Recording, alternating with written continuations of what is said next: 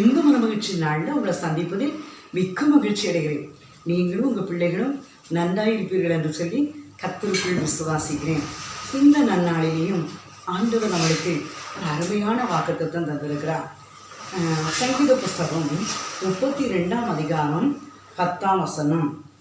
கர்த்தரை நம்புகிறவனோ கிருபை சூழ்ந்து கொள்ளும். கர்த்தரை நம்புகிறவருக்கோ கிருபை சூழ்ந்து கொள்ளும் என்று சொல்லி பார்க்கிறோம். என் அன்பு பிள்ளைகளே, நம்ம கர்த்தரை நம்பும்போது ஆண்டவருடைய கிருபை நம்மளை சூழ்ந்து கொள்ளுமா. அது என்னவித பலவீனமோ போராட்டமோ நெருக்கமோ உபத்திரவமோ எந்த ஒரு சூழ்நிலையாக இருந்தாலும் அந்த சூழ்நிலையில் அவருடைய கிருபை நம்மளை என்ன செய்யுமா, சூழ்ந்து கொள்ளுமா.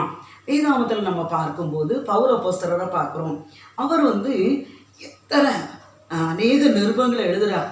கலாத்தி பட்டணம், கொரிந்து பட்டணம், தெசலோனிக்கே பட்டணம், எல்லா இடங்களையும் போய் நிருபங்களை எழுதுகிறார். பட்டணங்களுக்கு கடந்து போகிறார். அங்கே அற்புத அடையாளங்கள் நடக்கிறது. ஆனாலும் அவருடைய சரீரத்தில் ஒரு முள் கொடுக்கப்பட்டது. அப்போ அவர் என்ன சொல்கிறாரு, அதற்கு ஆண்டவர்கிட்ட போய் கேட்குறாரு. அதாவது அதிகம் நான் பெருமைப்பட்டுருவேனோ என்று சொல்லி அவருடைய சரீரத்தில் ஒரு முள் கொடுக்கப்பட்டதான். அதனால் என்னுடைய பலவீனத்தில் உங்களுடைய பலன் பூரணமாய் விளங்கும் என்று சொல்லி அவர் என்ன செய்கிறாரு, வெற்றி முழக்க விடுகிறார். அன்பு பிள்ளைகளே, ஒருவேளை அவர் எத்தனையோ நிருபங்களை எழுதியிருக்கிறார், எத்தனையோ அற்புத அடையாளங்கள் நடந்திருக்கிறது அவர் மூலமாக. ஆனாலும் அவருடைய சரீரத்தில் ஒரு முள் கொடுக்கப்பட்டது. அப்போ இந்த நாளில் பலவிதமான வியாதியோடு நீங்கள் இருக்கலாம், பலவிதமான போராட்டங்களோடு இருக்கலாம். என்னுடைய வாழ்க்கையில் இன்னும் ஏதோ நிறைவேறலையே, எல்லா தீர்க்க தரிசனமே நம்பிட்டேனே, ஒன்று நிறைவேறலையே என்று சொல்லி கலங்கி கொண்டிருக்கீங்களா? நீங்கள் விசுவாசிக்கணும். ஆண்டவர் எதுக்கு அவருக்கு ஒரு முள் கொடுக்கப்பட்டது? அவரை சரிபடுத்துவதற்காக, அவர் பெருமை கொள்ளாமல் இருப்பதற்காக அந்த முள் கொடுக்கப்பட்டது. ஒருவேளை என் வாழ்க்கையில் இன்னும் நிறைவேறலை என்று சொன்னால், யார் அவர்களோ அவர்கள் தான் இருதயத்தை தாழ்த்தும் போது கர்த்தர் நான் மனதிறங்கி அவர்களுக்கு நான் இரக்கம் செய்வேன் என்று சொல்கிறான். என் அன்பு பிள்ளைகளே, அதனால் இன்றைக்கு எனக்கு அற்புதம் நடக்கலை என்று சொல்லி நீங்கள் கலங்காதீர்கள். விசுவாசிங்க, நம்புங்க. உங்கள் வாழ்க்கையில் கர்த்தர் அற்புதத்தை செய்வான். ஒரு அருமையான தெய்வ மனிதன், அவர் ஊழியத்துக்காக கப்பலில் கடந்து போகிறார். நடுக்கடலில் கப்பல் கடந்து போயிருக்கிறது. திடீரென்று சொல்லி பெரிய சுழல் காற்று வந்தோடனே கேப்டனால் ஒன்றும் செய்ய முடியலை. அவர் என்ன சொல்கிறாரு, நீங்கள் உயிர் தப்பிக்கொள்ளுங்க அப்படின்னு சொல்கிறாரு. உடனே எல்லாரும் அடித்தட்டில் இருந்து மேல்தட்டுக்கு ஓடி வராங்க. ஐயோ எல்லாரும் தப்பி ஓடுவோமா என்று சொல்லி அங்கே சதறடிக்கப்பட்டுக்கிட்டு அப்படியே அங்கே இங்கே ஓடி வந்துக்கிட்டு இருக்காங்க. கப்பல் அப்படியே அலமோதிக்கிட்டு இருக்கு. அந்த சூழ்நிலையில் அந்த தெய்வ மனிதன் தன்னுடைய ஊழியத்தை நிறைவேற்றுவதற்காக மேல் தட்டில் உட்காந்து அப்படி போராடி ஜெபம் பண்ணுறாரு. அவர் எந்த பட்டணத்துக்கு போனோம் அந்த பட்டணத்தை கர்த்தருடைய கரத்தில் ஒப்பு கொடுத்து போராடி ஜெபம் பண்ணுறார். அப்போ தான் அவர் என்ன சொன்னார், நீங்கள் ஏன் இந்த கப்பலை கேப்டனை நம்புறீங்க? ஆண்டவரை நம்புங்க. நிச்சயமாக கர்த்தர் நம்மளை கப்பலை என்ன செய்வார், தகர்ந்து நவள போக செய்வார். அப்போ அழகாக நம்ம என்ன செஞ்சிடலாம், அது அழகாக இயங்கும், நம்ம போயிடலாம் அப்படின்னு சொல்லி அவர் சந்தோஷமாக சொல்கிறார்.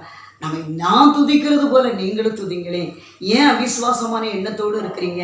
இந்த ஆபத்தான நேரம் கர்த்தரை நோக்கி கூப்பிடுங்களே அப்படின்னு சொல்கிறாரு. உடனே எல்லாரும் இந்த தேவ மனிதன் எந்த சூழ்நிலையிலையும் அவர் கர்த்தரை நோக்கி கூப்பிடுகிறார் என்று சொல்லி கர்த்தரை நோக்கி எல்லாரும் கூப்பிட்டார்களாம். அந்த சூறாவளி நின்றதாம், பெருங்காற்று நின்றதாம், கப்பல் போக வேண்டிய இடத்துல சரியா அவர்களை கொண்டு விட்டதாம். அன்பு பிள்ளைகளே, நீங்களும் நானும் இதே போல வாழ்க்கையின் படகுல போராட்டத்தோடு இருக்கிறோம் என் அன்பு பிள்ளைகளே, நெருக்கத்தோடு இருக்கிற என் அன்பு பிள்ளைகளே. ஒருவேளை சுழல் காற்றுல சுழன்று கொண்டு இருக்கிறீங்களா? கர்த்தரை நம்புகிறவனும் கிருபை சூழ்ந்து கொள்ளும். ஒருபோதும் கலங்காதீர்கள்.